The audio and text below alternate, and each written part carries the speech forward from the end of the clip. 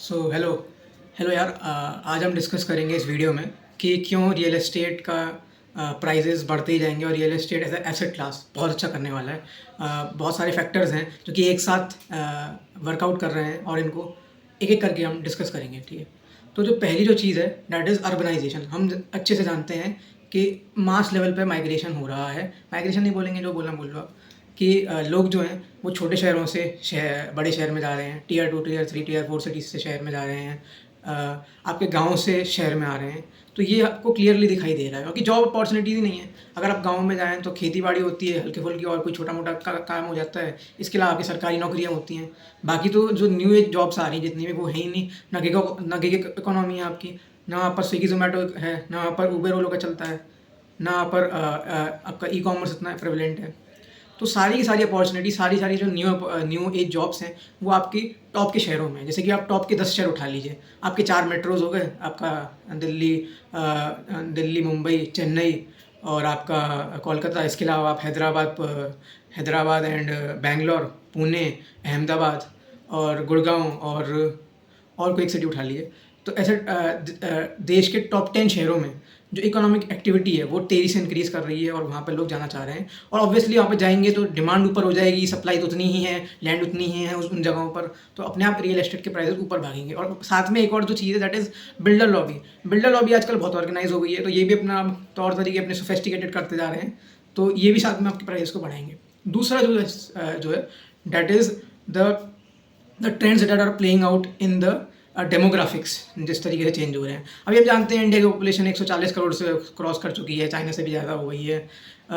इसके अलावा पॉपुलेशन का ग्रोथ रेट अगर मैं मानूँ 2-2.5%, यानी कि साल की 3 करोड़ की पॉपुलेशन, तो 3 करोड़ नए लोग आ रहे हैं। अगर मैं एक एवरेज हाउस होल्ड को मैं 4 व्यक्तियों का मानूँ तो 75 लाख हमको नई हाउसिंग यूनिट्स चाहिए। और हम ये भी जानते हैं कि यार इंडिया के बहुत ज़्यादा जो तबका है वो अनऑर्गेनाइज जगहों पर रहता है, अनहाइजीनिक जगहों पर रहता है, कोई स्लम्स में रहता है ना, झुग्गी झोपड़ियों में रहता है। तो वो भी ऑब्वियसली उनकी भी एस्पिरेशंस बढ़ रही हैं, उनको भी एक अच्छी हाउसिंग की ज़रूरत है। तो वहाँ से वो वाला फैक्टर भी आ रहा है। जो पुरानी जो सोसाइटीज़ हाउसिंग बनी हुई हैं जो ख़राब हो चुकी हैं उनको रीडेवलप करने की अपॉर्चुनिटी आ रही है। तो सारी चीज़ें जो डिमांड है उसको ऐसे बढ़ा रही हैं और सप्लाई उतनी की उतनी है।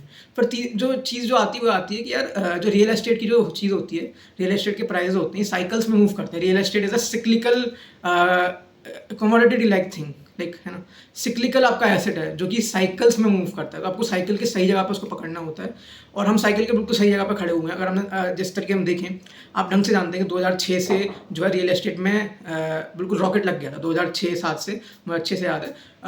इवन इकोनॉमिक रिसेशन 2008 में आया था, है ना, आपका यूएसए में और इंडिया में भी उसके चक्कर में कई सारी चीज़ें हुई थी, लेकिन स्टिल रियल एस्टेट भगा था, तगड़ा भगा था। और अब ये चीज़ आपकी 13-14 तक कंटिन्यू हुई थी, रैली पूरी 6-7 साल। और उसके बाद से हम जानते हैं कि रेट स्टैग्नेट हो गए थे। ऐसे में कितनी जगह बता दूं, यहाँ पर आप 13 और 14 के रेट्स उठा लीजिए और आज के रेट उठा लीजिए, 10 साल हो गए लगभग, है ना।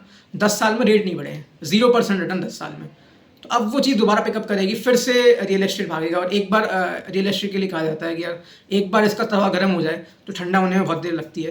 तो हम, मेरे ख्याल से हम बिल्कुल उस इन्फ्लेक्शन पॉइंट पे ही खड़े हुए हैं जहाँ पर आपकी जो प्राइसेस हैं वो आसमान छूने लगेंगे। और एक और जो ट्रेंड, जो प्ले आउट्स आप सिंपल देख सकते हैं कि बड़े शहरों में जो नई जनरेशन है वो कभी भी एसेट्स नहीं खरीद पाएगी। एसेट से मेरा मतलब रियल एस्टेट की मैं बात कर रहा हूँ, क्योंकि जो प्राइजेज़ हैं वही इतने ज़्यादा हो गए हैं। अगर आप किसी भी बड़े शहर में चले जाएँ, 2 BHK 3 BHK 1 करोड़ से नीचे नहीं आता है। और बिकॉज मैंने बोला कि अब प्राइस बढ़ने वाले हैं, तो ये चीज़ और महंगी होती चली जाएगी, यानी कि आम लोगों की पहुंच से बाहर हो जाएगी। तो यहाँ पे ये वाला एक ट्रेंड आपको पकड़ना चाहिए। चौथा यार, इन्फ्लेशन बहुत ज़्यादा है। और मैं एक रॉ मटेरियल का इन्फ्लेशन होता है, जो कि हम जानते हैं कि भाई सरिये के रेट बढ़ गए, कि सीमेंट के रेट बढ़ गए, कि आपकी कॉपर की चीज़ें या फिर बाकी जो भी तामझाम है, पत्थर के रेट बढ़ गए, टाइल के रेट बढ़ गए, वो तो है ही, है ना, वो तो है ही, वो इन्फ्लेशन। तो साथ में अगर मैं बात करूँ, जो लेबर है उसका इन्फ्लेशन बहुत ज़्यादा है।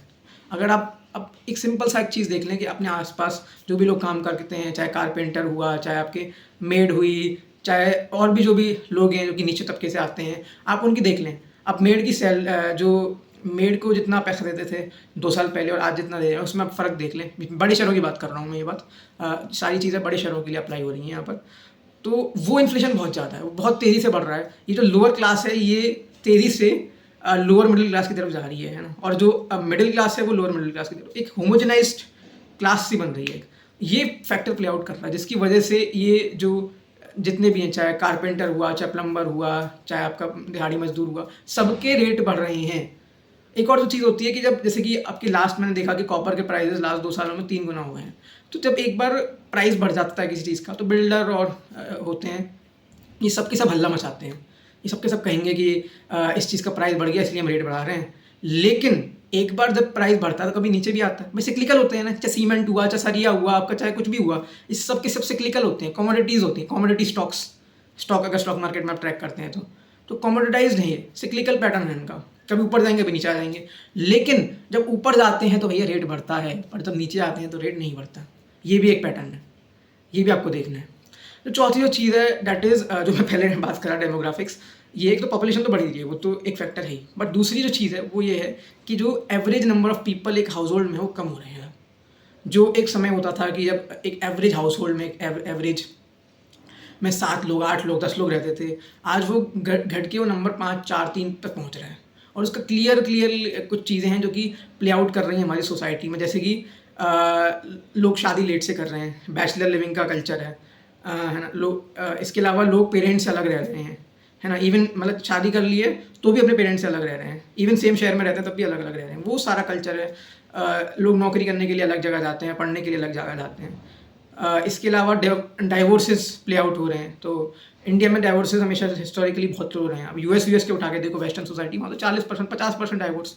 और सब डाइवोर्स तो इकोनॉमी के लिए बहुत अच्छी चीज़ है, कंज्यूमरिज्म के लिए बहुत अच्छी चीज़ है। यूएस की मेरे ख्याल से ग्रोथ में डाइवोर्स तो बहुत अच्छा, अब रिसर्च कोई हुई नहीं है, बट कोई कर लो कि यूएस की इकोनॉमी में डाइवोर्सेस का क्या इम्पैक्ट है। ये बहुत अच्छा इम्पैक्ट है जी, क्योंकि जब डाइवोर्स होता है, लोग अलग होते हैं, तो ऑब्वियसली उनकी सारी डिमांड, चाहे हाउसिंग की हो, चाहे किसी और चीज़ की हो, जो रिसोर्सेज पहले वो एक साथ मिलकर था, फैमिली यूज़ करा करते थे, 4, 5, 6 लोग मिलके, अब वो अलग अलग रह रहे हैं, पर रिसोर्सेज तो चाहिए। तो फिर वही मैं कह रहा हूँ, कंजप्शन ज़्यादा होगा। तो जितने भी लोग अलग रह रहे हैं, बैचलर रह रहे हैं, शादी नहीं कर रहे, या फिर डाइवोर्स हो रहे हैं, जो भी हो रहा है केस, फ़र्क नहीं पड़ता उससे, बट उससे आप क्लियरली ट्रेंड प्ले आउट करता देख रहे हो कि जो number of people in house hold हैं वो कम होते जा रहे हैं, यानी कि उनके लिए हाउसिंग की नई रिक्वायरमेंट जनरेट होगी। अगला यार जो पॉइंट आता है वो ये आता है यार, कोविड का शॉक। अभी कोविड हुआ, कोविड से लोगों को बहुत एक इंसान जब एक ट्रेजेडी देखता है तो एक लर्निंग तो उसमें आती ही आती है। और लर्निंग लोगों को ये आई कि साहब अपना घर, मतलब कोई जब इस तरीके का मुश्किल का समय होता है तो अपने लोग और अपना घर ही एंड में काम आता है। तो आपने ढंग से देखा कि कोविड के दौरान किस तरीके से जो जितने भी लोग किराए पर रह रहे थे उनका साथ कई जगहों पर अच्छा व्यवहार नहीं हुआ था, और क्लियरली ये ट्रेंड प्ले आउट होता हुआ दिखा। एक और चीज़ ये है कि साहब जब एक गरीब आदमी के साथ, एक दबे हुए आदमी के साथ जब ज़्यादती होती है ना, तो वो समझ लेता है कि भैया मैं तो गरीब हूँ, मैं तो कमज़ोर हूँ, मेरे साथ तो होना ही था, और वो उस चीज़ को मान लेता है, एज अ फैक्ट मान लेता है, एज अ सिस्टम ही ऐसा है, ये मान लेता है और मूव ऑन कर लेता है। बट जब अमीर के साथ होता है, जब स्ट्रॉन्ग के साथ होता है ज़्यादती, तब भैया वो अंदर से आग निकलती है। मतलब कि जब कोविड हुआ था तो अच्छे जो अमीर लोग हैं भाई, कोई सैलरी कमाता है 3 लाख 4 लाख भी कोई सैलरी कमा रहा है, इवन उसका भी साथ भी वही सेम बिहेवियर देखने को मिला था। उनको भी कई सारी प्रॉब्लम हम जानते हैं देखने को मिली थी, है ना। तो टेनेंट्स का अच्छा रहा ही था, मतलब जिसके पास घर था उसका सही चला था। इवन इंडिया में मैं तो कहता ही हूँ कि यार इंडिया में अगर आप देखें तो रोटी कपड़ा मकान, है ना। जिसके पास अपना खुद का मकान है, जो कपड़ा तो हो जाता है, रोटी के लिए आज भी सरकार ने भाई स्कीम चला रखी है कि फ्री खाना, और 1 रुपये 2 किलो में चावल दाल सब चीज़ मिल जाती हैं, सब जानते हैं आप। तो अगर आपके पास खुद का घर है तो आपकी बेसिक रिक्वायरमेंट्स सॉर्ट आउट हो जाती हैं, ये सच्चाई है।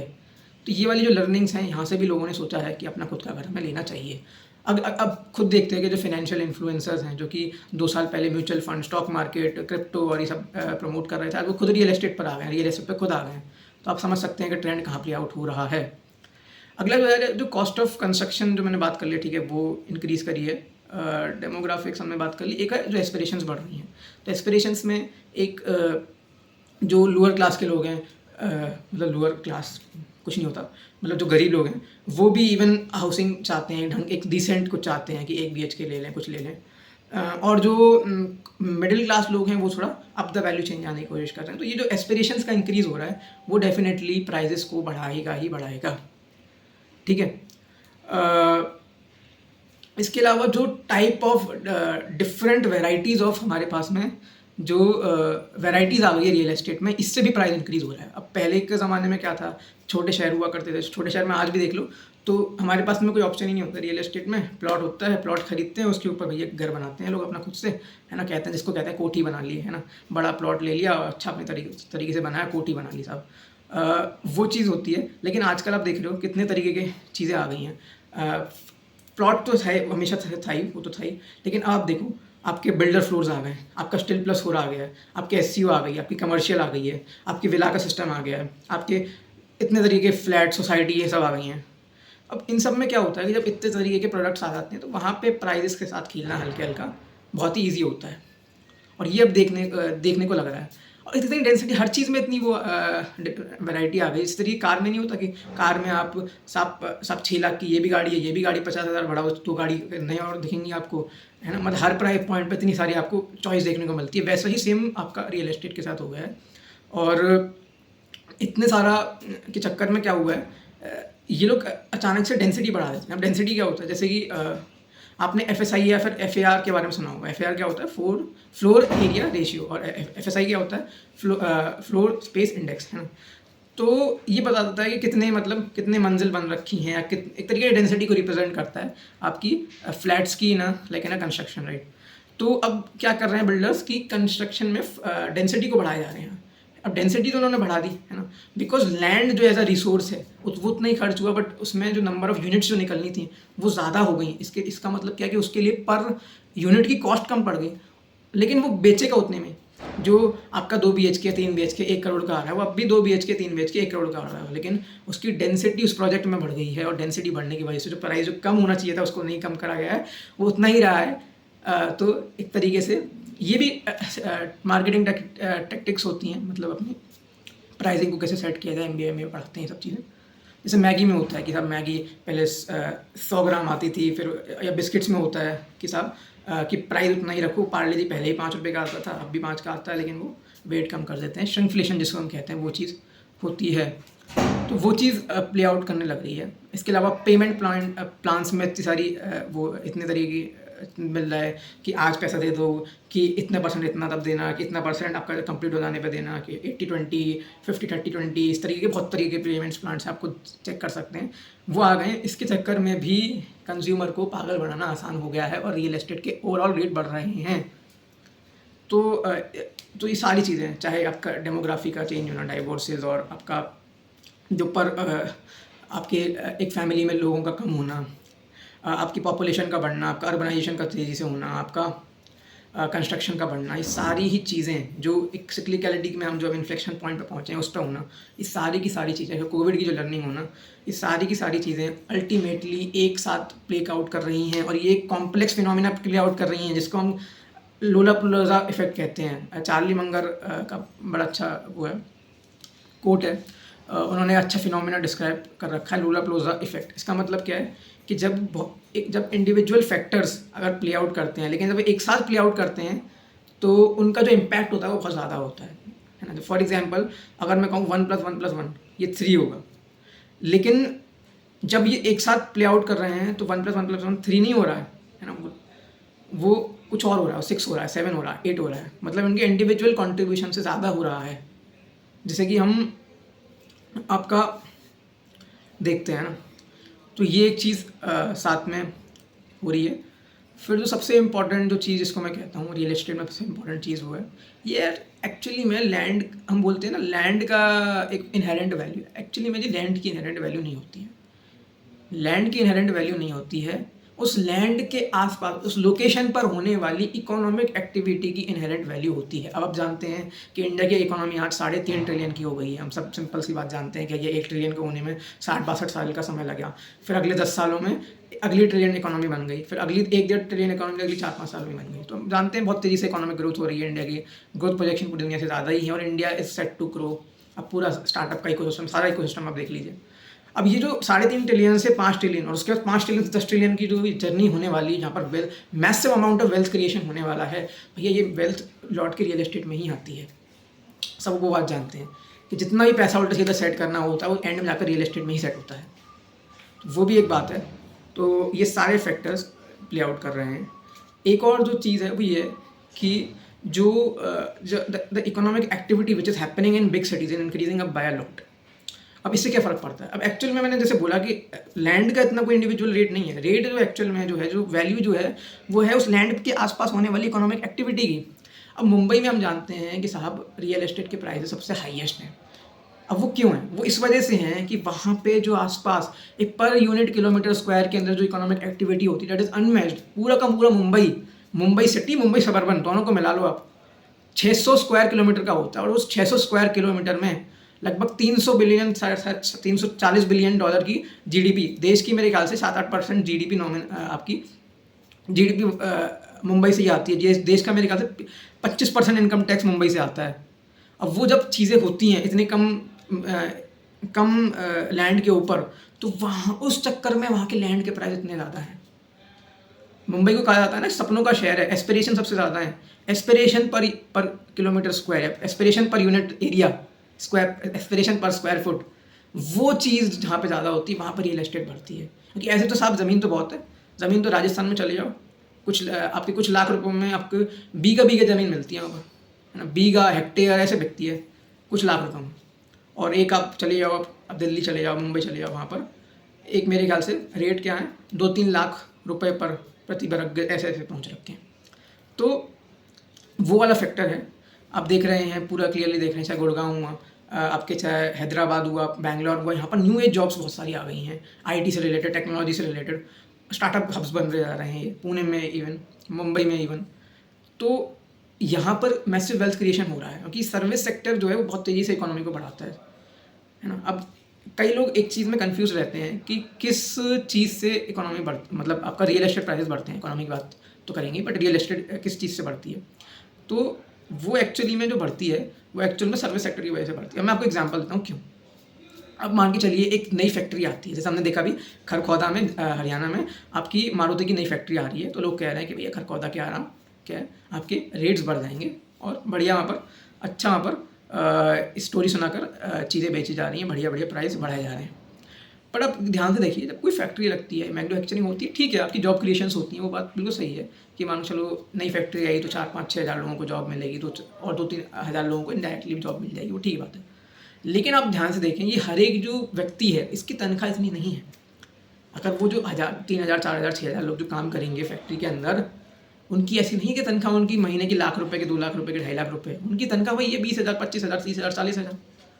अब जो 20 25 30 40 हज़ार रुपये वाला व्यक्ति जो होता है वो इतना कंजप्शन नहीं करता है, क्योंकि भाई उसको अपनी बेसिक रोटी कपड़ा मकान भी करना है, साथ में वो सेविंग्स कर लेगा, उसी में सारा काम हो जाता है।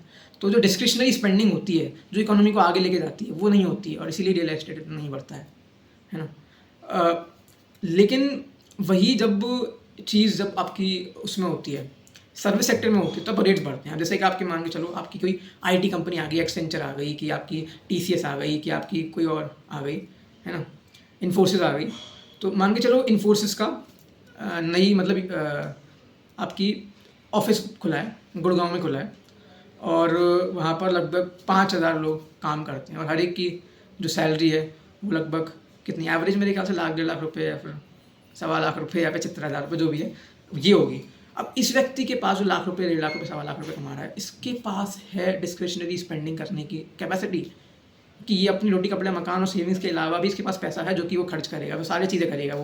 वो आपका और बाहर से खाना भी खाएगा, स्विगी जोमेटो से यूज़ करेगा, ई कॉमर्स का यूज़ करेगा, है ना, आपका फ्लिपकार्ट, आपका अमेजोन, ये सब यूज़ करेगा, है ना, होटल्स में जाएगा, वो वैकेशन भी करेगा, वो सारी चीज़ें करेगा, उससे इकोनॉमी बढ़ती है। तो अल्टीमेटली इकोनॉमी उस चीज़ से बढ़ती है, और अल्टीमेटली रियल एस्टेट भी उससे लिंक्ड होती है।